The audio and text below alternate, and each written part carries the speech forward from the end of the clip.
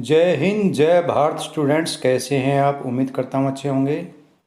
ये वीडियो आपके लिए काफ़ी लाभदायक होने वाला है क्योंकि इसके अंदर कई प्रश्न ऐसे हैं जो हर बार परीक्षा में पूछे जाते हैं।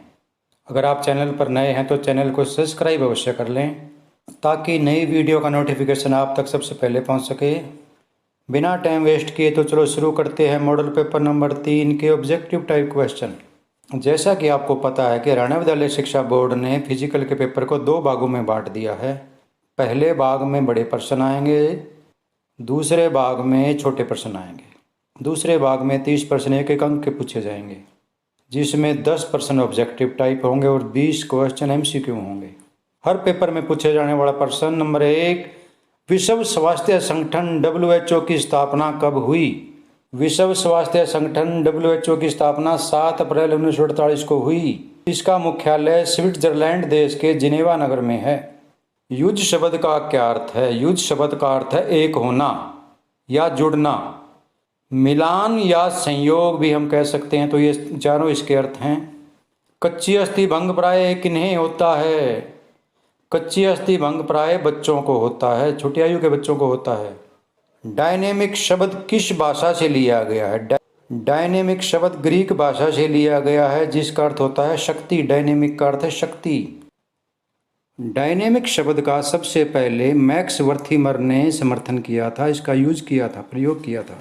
शिशु के जीवन के कौन से वर्ष सबसे अधिक लचीले होते हैं? प्रारंभिक 5 वर्ष शिशु के अधिक लचीले होते हैं। जन्म से लेकर 5 वर्ष तक के बच्चे को अधिक सुरक्षा की आवश्यकता होती है, उसे कई बीमारियों का खतरा रहता है, इसलिए माँ बाप को टीकाकरण अवश्य करवा लेना चाहिए। लचक कितने प्रकार की होती है? लचक 2 प्रकार की होती है। नंबर 1 सक्रिय लचक, नंबर 2 निष्क्रिय लचक। Very most important question, Waterloo की प्रसिद्ध लड़ाई कहाँ जीती गई? वाटरलू की प्रसिद्ध लड़ाई एंटन के खेल के मैदान पर जीती गई। क्या गरमाना यानी कि वार्मिंग अप शक्ति या ऊर्जा को बढ़ाता है? हाँ, बिल्कुल बढ़ाता है। वार्म अप करने से मांसपेशियों की सिकुड़ने और फैलने की शक्ति बढ़ जाती है। पहले विदेशी कोच का नाम बताइए जिन्हें सन 2012 में द्रोणाचार्य अवार्ड से नवाजा गया। श्री BI फर्नांडीज ऐसे पहले कोच हैं, ऐसे पहले विदेशी कोच हैं जिन्हें भारत के अंदर गुरु द्रोणाचार्य अवार्ड से नवाजा गया। मेजर ध्यानचंद खेल रत्न पुरस्कार में कितनी नकद राशि प्रदान की जाती है? भारत सरकार ने राजीव गांधी खेल रत्न पुरस्कार का नाम बदलकर मेजर ध्यानचंद खेल रत्न पुरस्कार रख दिया गया है। इसके लिए मैं अलग से स्पेशल वीडियो बनाऊंगा, तो आप ध्यान रखें। राजीव गांधी खेल रत्न पुरस्कार, जिसका नाम बदलकर मेजर ध्यानचंद खेल रत्न पुरस्कार कर दिया गया है, यह भारत का खेल जगत के अंदर सबसे बड़ा इनाम है। इस पुरस्कार में 25 लाख रुपए की नकद राशि दी जाती है, जो कि सबसे अधिक है। तो चलिए स्टूडेंट, अब हम MCQ क्वेश्चन भी कर लेते हैं। MCQ क्वेश्चन ही इंटेलिजेंट बच्चों को मेरिट में लाएंगे और कमज़ोर से कमज़ोर बच्चों को पास करने में उनकी मदद करेंगे। 20 MCQ क्वेश्चन परीक्षा में शामिल करने पर हम हरियाणा बोर्ड का धन्यवाद करते हैं। तो चलिए शुरू करते हैं। नंबर 1, थकावट के विरुद्ध अवरोधक योग्यता क्या कहलाती है? थकावट के विरुद्ध अवरोधक योग्यता सहनशीलता कहलाती है। पुनः दोहराना शक्ति किस सुधार में सहायक है? तेजी योग्यता, विस्फोटक शक्ति, अधिकतम शक्ति, उपयुक्त सभी। तो इसका आंसर है उपयुक्त सभी। नाभि से निचले भाग में प्राण को क्या कहते हैं? नाभि से निचले भाग में प्राण को अप्राण कहते हैं। विश्व स्वास्थ्य दिवस प्रतिवर्ष कब मनाया जाता है? 7 अप्रैल को। ये मैं अभी आपको बताया था। इसकी स्थापना 7 अप्रैल 1948 को हुई थी। रगड़ किस अंग की चोट है? वेरी मोस्ट इम्पोर्टेंट पर्सन, ये तो आपको याद हो ही गया होगा, हर मॉडल पेपर के अंदर आता है। ये त्वचा की, रगड़ त्वचा की चोट है। स्कूल, विद्यालय, कॉलेज ये कैसी संस्था है? ये सभी सामाजिक संगठन है, सामाजिक संस्थाएं हैं। शिशु का पालन पोषण करो, बच्चों को सुरक्षा दो, वयस्क को स्वतंत्र कर दो, यह कथन किसका है? यह कथन एडम स्मिथ का है। निम्नलिखित में से कोमल ऊतकों की चोट के उदाहरण कौन सा नहीं है? ध्यान रखें, कौन सा नहीं है। इन ऑप्शनों में फ्रैक्चर जो है वो कोमल ऊतकों की चोट नहीं है। क्वेश्चन नंबर 19, स्थिर शक्ति को किस यंत्र से मापा जाता है? स्थिर शक्ति को डायनेमोमीटर से मापा जाता है। स्कूल स्वास्थ्य प्रणाली का सबसे महत्वपूर्ण एवं प्राथमिक मुद्दा क्या है? वेरी मोस्ट इम्पोर्टेंट क्वेश्चन है ये भी। ये क्वेश्चन आपका 3 नंबर का भी आ सकता है, इसलिए इसको अच्छी तरह से याद कर लें। समझ लें, आप बड़े से बड़े अच्छे स्कूल में पढ़ते हो, चाहे वहाँ का प्रबंधन अच्छा हो, चाहे स्कूल में अच्छी पढ़ाई होती हो, लेकिन अगर बच्चों का स्वास्थ्य ठीक नहीं है तो वे अच्छी तरह से पढ़ाई नहीं कर सकते, वे समझ नहीं सकते किसी भी बात को। तो इस प्रश्न को दोबारा फिर सुनिए। स्कूल स्वास्थ्य प्रणाली की सबसे महत्वपूर्ण एवं प्राथमिक मुद्दा है बच्चों का स्वास्थ्य पर ध्यान देना। बच्चों का स्वास्थ्य ठीक होना सबसे बड़ा मुद्दा है देश के लिए, स्कूलों के लिए। समाज शास्त्र का अतीत अत्यधिक लंबा है लेकिन इतिहास उतना ही छोटा है। यह कथन किसका है? यह कथन रॉबर्ट ब्रिस्टेड का है। सामाजिक संबंधों का जाल क्या कहलाता है? सामाजिक संबंधों का जाल समाज कहलाता है। आइसोकाइनेटिक व्यायामों को किसने विकसित किया? आइसोकाइनेटिक व्यायामों को पेरिन ने 1968 ईस्वी में प्रारंभ किया था, विकसित किया था।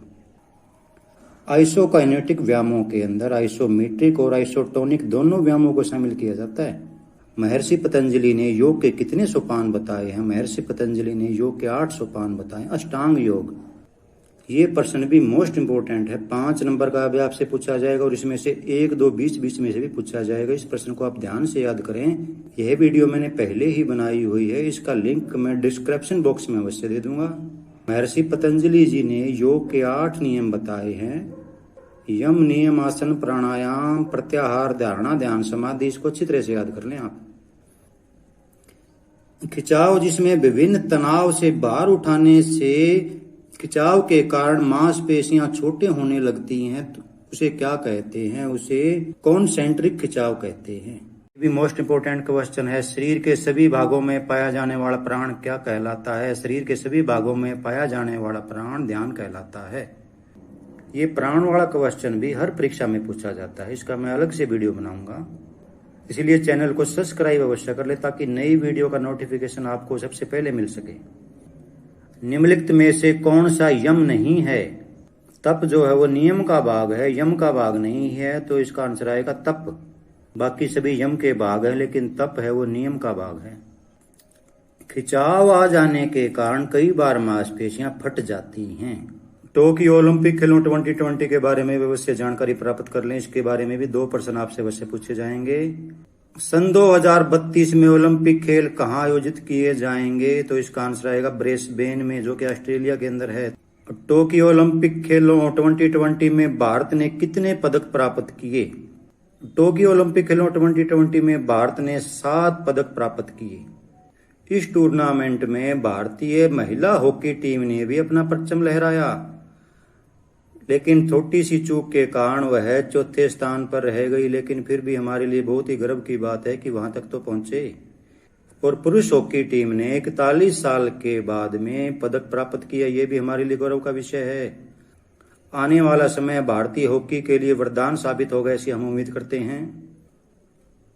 तो चलिए भाग नंबर 2 के बड़े प्रश्न भी कर लेते हैं। ये 5-5 अंक वाले 2 प्रश्न हैं, इनको अच्छी तरह से याद कर लें। इन 5 नंबर के प्रश्नों को देखकर मैं आपको एक अच्छी ट्रिक बताता हूं कि आप देखिए, इसके अंदर पहले और 7वें पाठ को अच्छी तरह से याद कर लें। पहले और 7वें पाठ में हर परीक्षा में पूछा जाता है। तो 5-5 अंक के 2 प्रश्न पूछे जाएंगे, 3-3 अंक के आपसे 4 प्रश्न पूछे जाएंगे। आप इनका स्क्रीनशॉट ले सकते हैं।